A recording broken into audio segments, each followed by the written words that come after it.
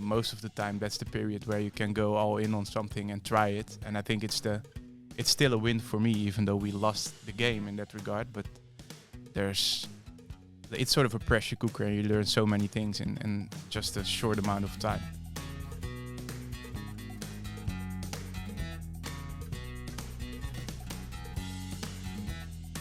Welcome to Making Progress. Today I'm joined by Frank Lagendijk, who's a designer and entrepreneur. Frank, please, can you tell a little bit about yourself? Yeah, I'm Frank, 35 years old. I have a family and 2 kids. Previously done a lot of design work. Been into design for, I think, almost 20 years, since I was 14 or 15 years old. Started out as a sort of a graphic designer because I very much like the visual part of it. And later on started my own agency after university, did my own startup, VC-backed thing, and now back into doing product design for a couple of cool companies. I've been doing that for 3 years or so, and thinking a lot about my next move. All right, thank you. So, you said you started with design because you like the visual aspects. So how did you How did you get into the field? Like, how did you follow study or? I don't know. I think I've been creative when I was younger, so I like music a lot. So I did some music production for fun, played music, played keyboard, like all kinds of creative stuff. Played around with Photoshop a lot. And at a certain point, I think during high school, someone asked me like, "Oh, can you create a website for me?" Which was, I think, like a DJ guy. Yeah. I was like, "Okay, sure, I'll do that." And I did it a couple of times for free because I like doing it. And that's, I think, how the ball started rolling. And then after all, the projects became a little bit bigger and more serious. So because when we met, history. It was like 12 years ago, 13 years ago. We've known each other for quite a bit. I think we were doing our own agency back then when we product joined as well, right? You wanted to develop like a website build product, I think. Back then. Yeah. So during my period at the Erasmus University, I've done, I think, quite a few things. So I had a little bit of like sort of a service-based thing where I helped some study associations with all kinds of print, but also did some websites for them. I had a couple of other clients, but besides that was working on sort of a website builder, the equivalent of sort of like a WordPress, but the Dutch and simplified version for more traditional businesses. Didn't go anywhere, but learned a couple of valuable lessons. And I think especially the course you did on like the lean startup stuff, which was back then kind of a thing, was very much new to me. So learned a lot about, I think we created because we liked creating. So from passion, I liked to design stuff. My partner back then was from the Technical University in Delft. Very much like building, but more so from a technical perspective. And we didn't really realize that, eventually you have a product and you need to sell it. So it needs to sort of fulfill a need in a certain market, and all kind of that kind of stuff is something that I think we realized because of that sort of little program we did, but also by just being in the market and seeing that, it's very hard to sell something if you haven't really figured it out or thought about that stuff. Yeah. So basically that, like, I wanted to ask you, like, what is your motivation? But your motivation, and I think also of your co-founders, was just to build, right? And just be creative. In the beginning, yeah. Yeah. So because like, do you think upfront of things that you would like to achieve with where you put your creative energy at? Today I'm more conscious about it, but back then it was more like passion related, and it was like, okay, let's build this because we're building websites for our clients, and these clients are like traditional businesses, so why can't we just build like a Dutch sort of content management system for these people? But I think what we failed to realize back then was that a lot of these traditional businesses just want a website once, and then they don't really have the need to continuously update that. I think this is a universal problem for a lot of creative people, right? That they see something, they come up with an idea, and they want to start building. Yeah. But then what has changed for you? Like, how have you come more deliberate about it or more conscious? I think because of that experience. So I think even though I think I never realized until we had that, I think that 3-month program where you also coached a couple of groups on the lean startup methodology, which is essentially a lot about getting out of the building and doing this kind of stuff early on. So you de-risk all of your efforts basically. So yeah, I think that's the moment that I realized like, oh shit, we've built something that probably this market doesn't really need. And from that point onwards, I think always thought about like, and always brought that experience also to clients, like, because people very much like to think about solutions and ideas, and sometimes not even realizing if it solves a problem at all. So, which is a little bit like it feels a little bit counterintuitive, but yeah, that's typically how it goes, I think. Yeah. So going from there, like you went into a Techstars program with a product aimed at, giving people clarity about what to build, right? Yeah. That was the goal of your product. Yeah. So there was a little, I think, in between period. So did that during university. Then after university, started a little agency with 3 friends of mine. We've done that, I think, for 5 years or 6 years. And during that period, we played around with a lot of ideas. We had Taptics, which was like a small like productivity application, as sort of a Chrome extension. So we always played around a little bit, and we had in the back of our minds, like, at a certain point, we want to build a serious like SaaS business, so software as a service. So not be in the client business, but more so build an actual product ourselves that we sell and market. And that's eventually what became Shipwright. And Shipwright was essentially a way for other software companies to gather all of their customer feedback and distill essentially the most requested things or problems that they had seen from their customer base and use that as an input for product management, basically. So that started, I think, 4 or 5 years into the agency business.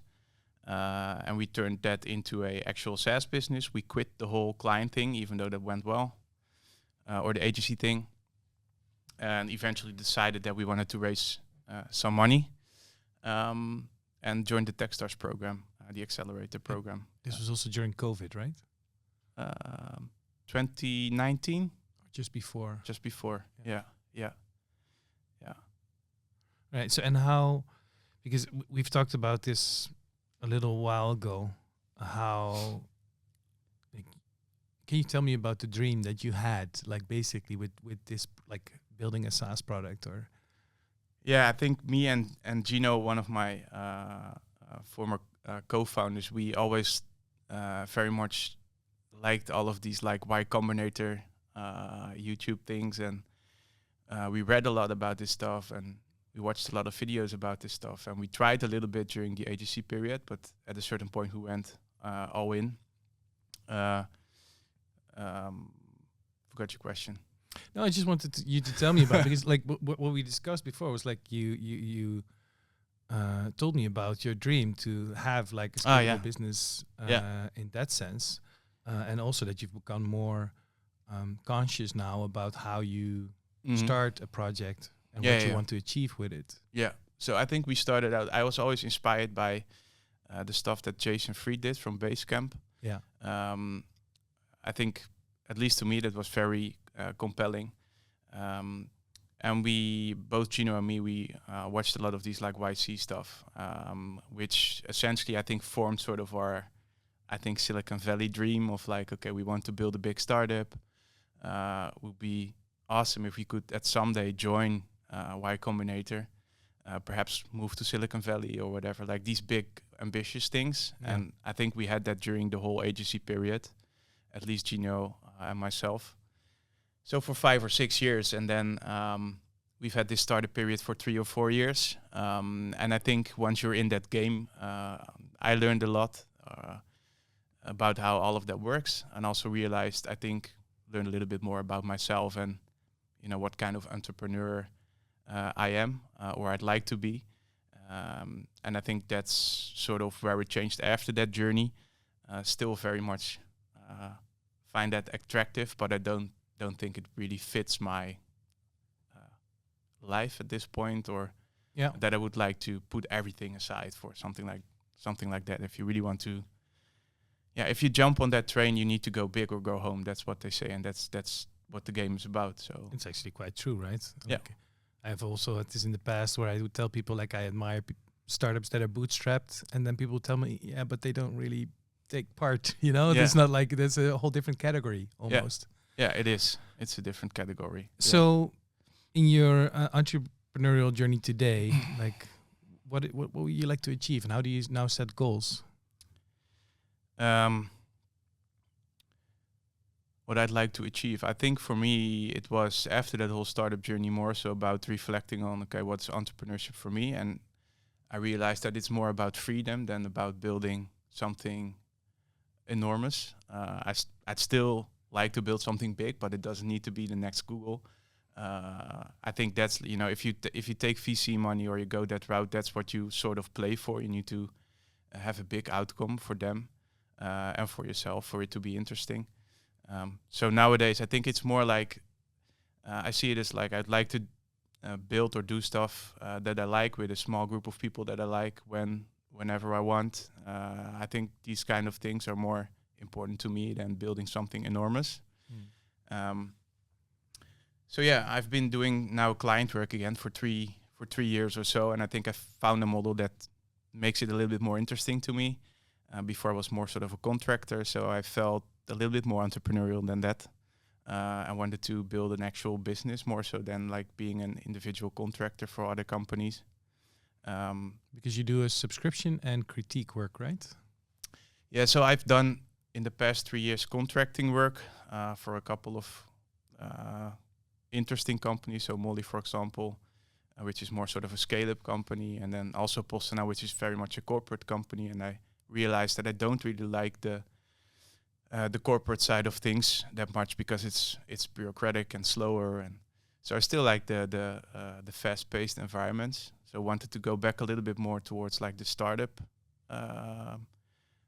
teams and startup companies, but I had to think of a different sort of business model, and that's where I saw someone do sort of a design subscription model in the US, and figured like, okay, this could be interesting for me as well, because it's a lot of like async design work, more so on the solution side, so not a lot of like discovery work that I tend to help with when I did contracting. But it gave me a little bit more of like the energy of like, okay, if I do this, then I can scale a little bit more, and then it becomes can become an actual business. And besides, I work on some framework templates, so trying to build a template business. Framer is sort of a new website builder. These are the 2 things that I'm doing right now. Don't have very ambitious or big goals, I think, but I try to at least set goals, reflect every year, do it on a quarterly basis, and then on a weekly basis we have a sort of an accountability session where we discuss more sort of like the week-to-week progress or things that we're doing with us. Very small group of people, but still very valuable, I think. Yeah. I try to take part. Yeah, I try. You're doing well. I'm always late with the records.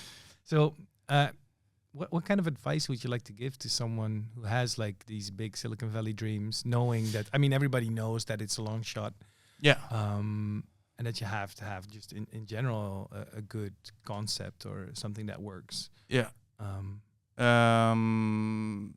So on the one hand, like if you like, I think it's perfect if if you're ambitious, like I still am, but it needs to fit, I think, your life as well. You need to realize that you need to put a lot of the other things aside.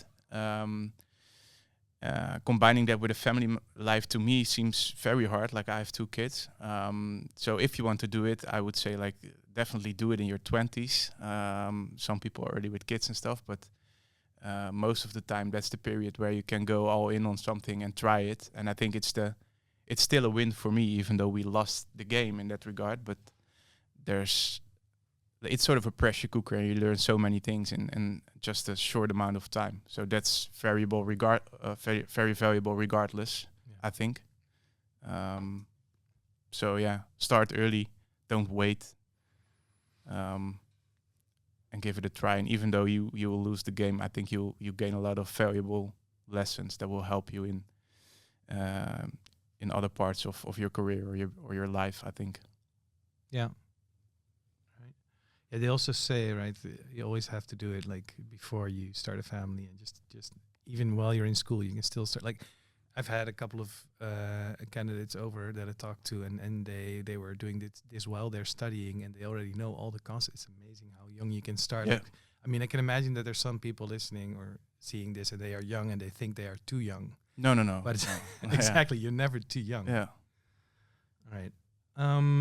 So what's the thing you're most excited about for you, like coming now, like that you're working on now, but also maybe that you expect to work on in the next couple of years? Next couple of years, I think, is very hard. But for now, I think I do see a lot of potential in, like I said, I'm working on sort of a template business for Framer. I think that's very interesting. Having done sort of the startup thing, I also know how important timing is. And I've played a lot with Framer as sort of a website builder, and they're growing very quickly. So I now realize that, if there's momentum there and you can build on top of that ecosystem, it's important to be there on time, and then, to build just good stuff and then think about how you market it, which is also something that I think we failed to do with our own startup. We were all very much like product and tech people. So timing-wise, that's very interesting, and I like doing that. And the fact that it's more sort of a product, I think, is very compelling to me. So you're not exchanging your time one-on-one for sort of revenue, but it's, once you've built a couple of templates, that scales very well in terms of like how you can grow your business. So I'm very bullish on that. Planning to invest more time in that in the next year. Cool, thanks. I heard you say just now, like we missed a certain aspect in our business because we were all product and tech people. Yeah.